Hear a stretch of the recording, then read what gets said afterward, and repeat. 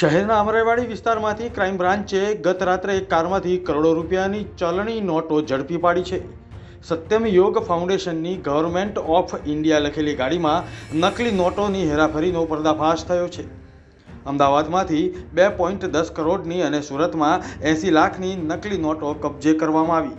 આ મામલે સત્ય યોગ ફાઉન્ડેશનના પ્રદીપ ગુરુજીની પણ ધરપકડ કરી હતી। આરોપીઓ પોલીસ તપાસથી બચવા માટે ભારત સરકાર અને આયુષ મંત્રાલયના નામનો દુરુપયોગ કરીને સરકારી ગાડી હોવાનો ઢોંગ કરી રહ્યા હતા।